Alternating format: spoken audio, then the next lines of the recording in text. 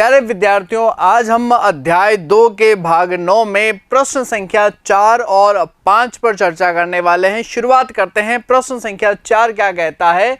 1 अप्रैल 15 को आकृति एवं बिंदु वस्त्र निर्माण के व्यवसाय में साझेदारी करती है, परंतु कोई भी लिखित समझौता नहीं है। अगर प्यारे विद्यार्थियों आपको याद है तो हमने बात की थी, अगर साझेदारी संलेख नहीं बनाया गया है, लिखित संलेख नहीं है, तो लाभ हानि विभाजन अनुपात बराबर का होता है। किसी भी साझेदार को वेतन, कमीशन, बोनस, पूंजी पर ब्याज नहीं दिया जाएगा, ना ही आहरण पर जो है ब्याज वसूल किया जाता है। साझेदारों के ऋणों पर 6% वार्षिकी दर से ब्याज दिया जाएगा। ये 5-6 बिंदु पर हमने चर्चा की थी। इसी के संदर्भ में प्रश्न है, लिखित समझौता नहीं है। उन्होंने क्रमशः 5 लाख और 3 लाख रुपए की जो है पूंजी लगाई है। 1 अक्टूबर 2015 को आकृति ने फर्म में 20,000 रुपए ऋण के रूप में दिए, जिस पर ब्याज के लिए कोई लिखित समझौता नहीं है। अभी हमने बात की थी, अगर साझेदारों के ऋणों पर ब्याज की दर यदि नहीं दी गई है तो 6% वार्षिकी दर से ब्याज निकालना है। और आहरण जो है यहाँ पर 1 अक्टूबर को किया जा रहा है, तो अक्टूबर से स्टार्ट करते हुए 31 मार्च 2016 तक, यानी अक्टूबर, नवंबर, दिसंबर, जनवरी, फरवरी और मार्च, पूरे 6 महीने का जो है यहाँ पर ब्याज की कैलकुलेशन की जाएगी। किस दर से? साफ लिखा है, ब्याज के लिए कोई लिखित समझौता नहीं है, यानी 6% वार्षिकी दर से ब्याज की जो है गणना की जाएगी। समाप्ति पर फर्म का जो लाभ है वो 43,000 है, 43,000 है। दोनों साझेदार लाभ के बंटवारे के आधार पर ब्याज के सवाल पर सहमत नहीं हो सके। आपसे अपेक्षा की जाती है कि आप दोनों के बीच लाभ के बंटवारे का समाधान, लाभ व हानि विनियोग खाता तैयार करें और उचित तर्क भी जो है यहाँ पर प्रस्तुत करें। तर्क सीधा सा है, अगर संलेख नहीं बनाया गया है, लिखित समझौता नहीं है, तो साझेदारों के ऋणों पर 6% से ब्याज दिया जाएगा। और दूसरा इंपॉर्टेंट फैक्ट क्या है कि अगर लाभ हानि विभाजन अनुपात, जैसा कि इस प्रश्न में नहीं है, लिखित समझौता नहीं है, तो लाभों को बराबर अनुपात में विभाजित किया जाएगा। ये 2 तर्क जो है अपने को यहां देना है। तर्क नंबर फर्स्ट,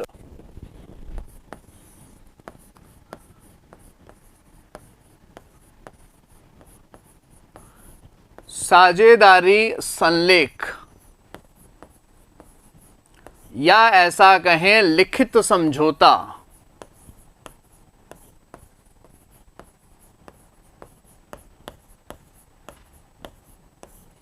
लिखित समझौते के अभाव में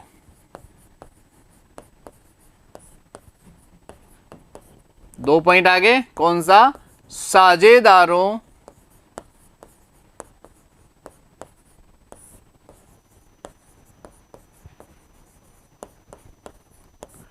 के ऋणों पर 6% वार्षिकी ब्याज दिया जाएगा। और चूंकि यहां पर लाभ हानि विभाजन अनुपात भी नहीं दिया गया है, क्योंकि लिखित समझौता नहीं है, तो लाभों को बराबर अनुपात में इक्वली डिस्ट्रीब्यूट किया जाएगा।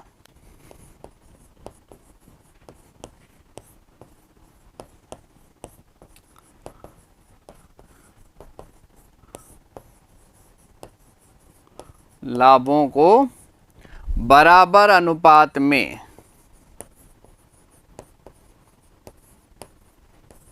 विभाजित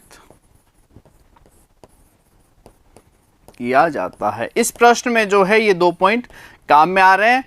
3 पॉइंट एक्स्ट्रा भी है। कौन सा? आहरण पर ब्याज नहीं, और इसके अलावा जो पूंजी दे दे तो उस पर ब्याज नहीं, किसी भी साझेदार को वेतन, कमीशन, बोनस नहीं। अब देखिए प्रॉफिट कितना दिया गया है। लाभ जो दिया गया है 43,000, 43,000, 20,000 पर 6% की दर से वार्षिकी ब्याज जो होता है वो होता है 1200 रुपए, लेकिन यहाँ पर 6 महीने का निकालना है। रीज़न क्या है? रीज़न ये है कि आहरण जो है 1 अक्टूबर को किया जा रहा है, वहाँ से 6 महीने जो है वर्ष समाप्त हो जाता है, तो 6 महीने का ब्याज जो निकल करके आएगा 1200 का 50% यानी कि 600 रुपये आ जाएगा। किस प्रकार? देखिए, ये आपने बनाया है P&L एडजस्टमेंट अकाउंट। सबसे पहले प्रॉफिट जो दे रखा है आपको वो लिख देंगे 43,000 यानी कि 43,000 रुपए। कितना दिया गया लाभ? 43,000 रुपए। अब ऋण पर ब्याज, ऋण कितना दे रखा है? इंटरेस्ट ऑन पार्टनर्स लोन आकृति का है 20,000, दर नहीं दी गई है इसलिए 6% और 6 महीने का निकालना है इसलिए 6/12। तो 6% से हो रहा है 1200 और 6 महीने का निकल करके आएगा 600 यानी कि 600। यहां लिखा है 43,000, यहां लिखा है 600। डिफरेंस कितना आ जाएगा? डिफरेंस आ जाएगा 42,400 रुपए। ये आपने टोटल जो है यहां पर इस प्रकार कर देनी है। तो ये तो फर्स्ट कार्य हो गया कि साझेदारों के ऋणों पर 6% से ब्याज, चूंकि 6 महीने का ऋण इसलिए 6/12। अब इस लाभ को हम ट्रांसफर कर देंगे लाभ हानि नियोजन खाते में। कितना है?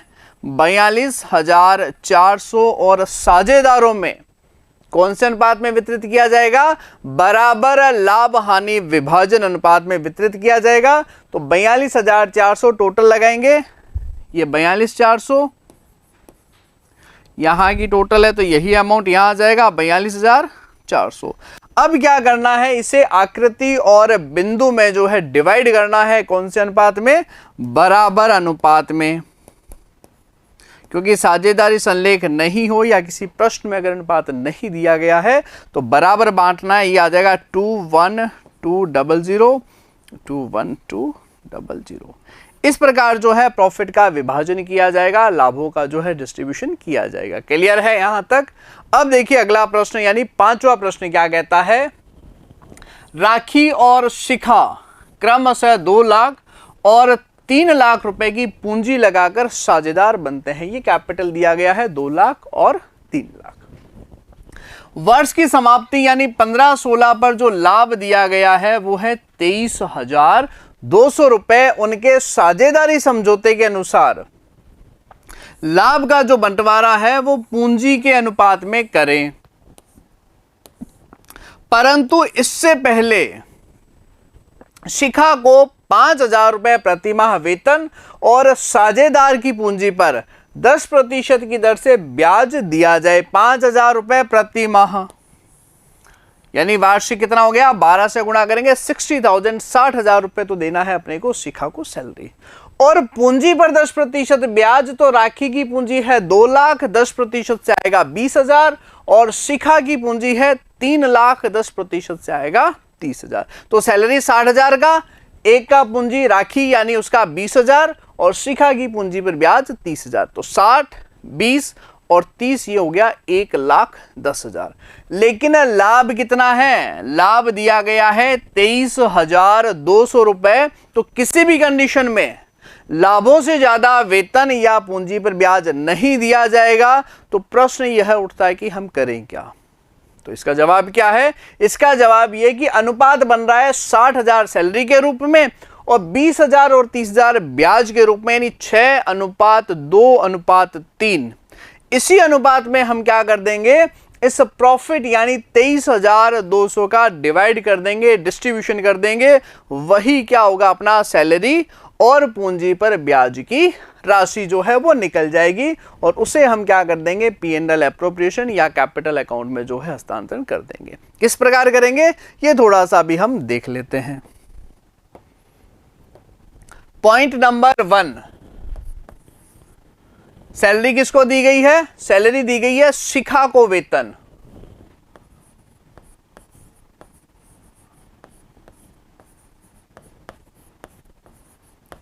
और शिखा को जो वेतन दिया गया है वो है 5,000 रुपए प्रति माह यानी कि 60,000, 60,000 रुपए।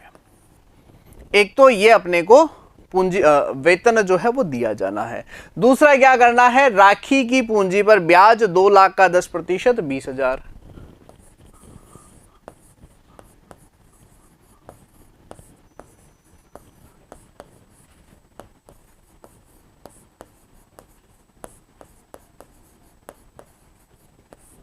कितना आ जाएगा? 2 लाख का 10% यानी कि 20,000 रुपए। इसके पश्चात क्या आ जाएगा? शिखा की पूंजी पर ब्याज, पॉइंट नंबर 3।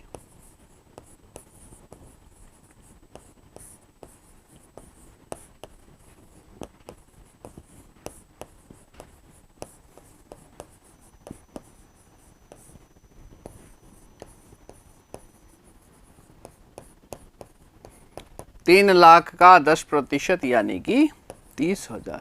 ये अमाउंट जो है अपने द्वारा चुकाई जानी है। 60,000 का वेतन, पूंजी पर ब्याज 20 और 30, टोटल 1,10,000। तो हम यहां पर बात करते हैं लाभ कितना है। लाभ जो दिया गया है प्रश्न में वो है केवल और केवल 23,200। तो कभी भी लाभों से ज्यादा जो है डिस्ट्रीब्यूशन हमें नहीं करना है। तो क्या आ जाएगा?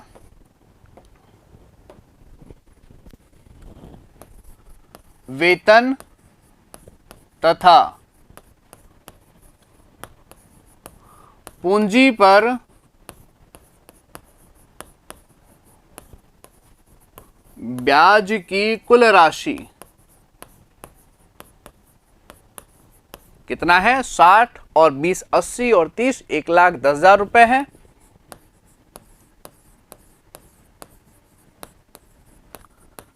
जबकि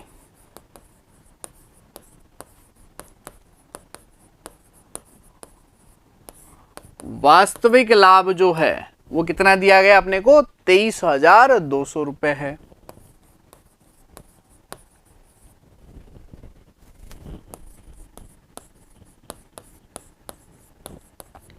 अतः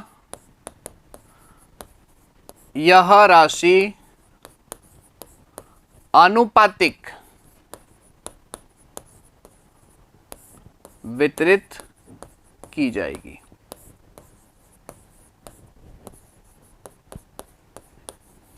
अब अनुपाती कैसे करेंगे? सबसे पहले बात करते हैं अपन सैलरी के संदर्भ में। सैलरी जो है वो कितना है? अनुपात कौन सा बना? अनुपात जो बनेगा 6, 2 और 3। चाहे पूरा ले ले, कैलकुलेशन बढ़ेगी। 6, 2 और 3 कितना आ जाएगा? 11। यानी सैलरी कितना आएगा? 6/11 गुणा 23,200। ये जो है शिखा का वेतन आ जाएगा 12,655। इसी प्रकार हम क्या याद कर लेंगे? राखी की पूंजी पर ब्याज।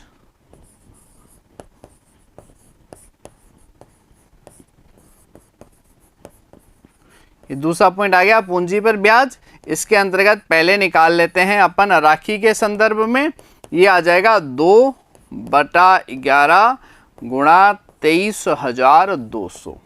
अनुपाती कर लिया। ये हम निकाल लेंगे शिखा की पूंजी पर ब्याज 3/11 गुणा 23,200। तो कितना आ जाएगा? 2/11 गुणा 23,200, 4,218। तो ये आ जाएंगे। और शिखा की पूंजी पर ब्याज 3/11 गुणा 23,200 रुपए। यहां पर जो ब्याज की राशि है वो आ जाएगी 6,327। यानी इस प्रकार से जो है इन 3 राशियों का डिस्ट्रीब्यूशन यह किया जाएगा। अब इन्हें अकाउंट्स में, लेजर में कैसे लिखेंगे? तो सबसे पहले हम क्या करते हैं, जो अपना प्रॉफिट है, जो लाभ है, वो हस्तांतरण करते हैं। प्रॉफिट कितना दिया गया है? 23,200 रुपए। अब वेतन कितना है, पूंजी पर ब्याज कितना है, यह राशि जो है हम यहां पर प्रदर्शित कर देंगे। कितना आ जाएगा? सबसे पहले पार्टनर्स सैलरी, शिखा का जो वेतन है वह कितना हमने ज्ञात किया था? 12,655 रुपए। यहां लिख देता हूं मैं 12,655 रुपए। इसके पश्चात पूंजी पर ब्याज तो कितना दिया गया है? राखी के संदर्भ में है 4,218। तो ये राखी का पूंजी पर ब्याज 4,218। और शिखा की पूंजी पर ब्याज यह दिया गया है 6,327। तो यहां आ जाएगा 6,327। टोटल जो आएगा ये लिख देंगे हम 23,200 दोनों पक्षों में। इस प्रकार से हम जो है इनका प्रदर्शन करेंगे, क्योंकि लाभ जो है 23,200 है और लाभों से ज्यादा वेतन और पूंजी पर ब्याज जो है वो नहीं दिया जाएगा, उनको उन्हीं अनुपातों में हम डिस्ट्रीब्यूट करेंगे। यदि प्रश्न में कह दे कि इन्हें लाभों पर प्रभार माना जाए, तब हम क्या कर देते, ये जितना भी आपका पूंजी पर ब्याज वेतन बनता है 60, 20 और 30,000, इनको हम क्या कर देते, P&L एप्रोप्रिएशन में लिख देते, अंतर की राशि हानि होती, इस हानि को हम क्या करते, साझेदारों में वितरित कर देते। क्लियर है? अब चूंकि अपने को सीधा सा ध्यान में रखना है, किसी भी कंडीशन में ये लाभों से अधिक नहीं होगा, हमने इनका डिस्ट्रीब्यूशन कर दिया है। अब बात करते हैं कैपिटल अकाउंट। तो कैपिटल अकाउंट में सबसे पहला काम, पूंजी 2 लाख और 3 लाख रुपए इनका हस्तांतरण करेंगे। कितना आ जाएगा, बाई बैलेंस BD ये आ गया आपका 2 लाख और आपका आ जाएगा 3 लाख रुपए। फिर बात करते हैं पार्टनर सैलरी, और सैलरी किसका था, शिखा को वेतन दिया गया था। कितना दिया गया है, 12,655। तो शिखा के अकाउंट में ट्रांसफर कर देंगे 12,655 रुपए। इसके पश्चात पूंजी पर ब्याज, तो पूंजी पर ब्याज कितना है, यह राशि आ जाएगी अपनी 4,218 रुपए और 6,327 रुपए। ये इस प्रकार से जो है हम पूंजी पर ब्याज, वेतन और जो प्रारंभिक जो शेष है वो राशि हमने लिख दी। इसके अलावा और क्या इंफॉर्मेशन दे रखी है प्रश्न में, तो प्रश्न में जो सूचना दे रखी है वो ये है कि वर्ष के दौरान राखी ने 7,000 रुपए और शिखा ने 10,000 रुपए आहरण किए। तो ये आपके लाभ हानि नियोजन खाते में तो नहीं आएंगे, लेकिन जो आप पूंजी खाता बनाते हो वहां पर यह राशियां जो है जरूर प्रदर्शित की जाएगी। राखी का आहरण 7,000 रुपए और शिखा ने जो आहरण किया है वो है आपका 10,000 रुपए। इनका हम जो है यहां पर डिस्ट्रीब्यूशन कर देंगे, 7,000 और 10,000 रुपए। अब क्या करना है, अपने को बैलेंस निकालना है। 2 लाख में 4,218 जोड़ देंगे, कितना आ जाएगा, 2,04,218। इसी प्रकार 3 लाख में 12 और 6 18,900 ये आ जाएगा, और 55 में अगर आप 27 जोड़ देते हो तो यहां की टोटल आ जाएगी 972 रुपए, यानी 3,18,972 रुपए। ये क्या आ जाएगी, अपने क्रेडिट पक्ष की टोटल। यही टोटल हमें यहां लिखना है और बैलेंस निकाल देंगे।